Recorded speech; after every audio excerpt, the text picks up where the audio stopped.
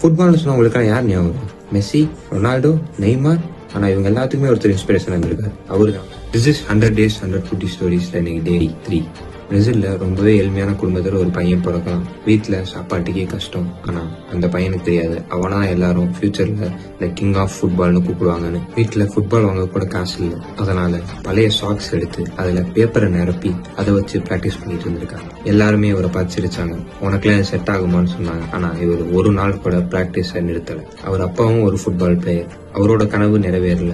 ஆனா அவரோட பையன் அந்த கனவை நிறைவேற்றுவான்னு நம்புறாரு. அவர் அப்பாவோட நம்பிக்கையை காப்பாற்றணும்னு டெய்லி நிறைய பிராக்டிஸ் பண்றாரு. 17 வயசுல இவர் வேர்ல்டு கப் ஆடி உலகம் முழுவதும் இவரை திரும்பி பார்க்க வச்சாரு. அதோட மட்டும் நிறுத்தாம பிரேசிலுக்காக முதல் வேர்ல்டு கப்பை வாங்கி கொடுத்திருக்காரு. ஒரு பிரேசிலுக்காக 3 வேர்ல்டு கப்பை வாங்கி கொடுத்திருக்காரு.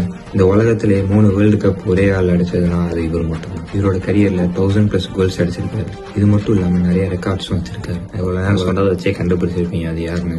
அதுதான் த லெஜெண்ட் பீலே. இவர் தான் கிங் ஆஃப் ஃபுட்பால்னு அழைக்கப்படுறாரு.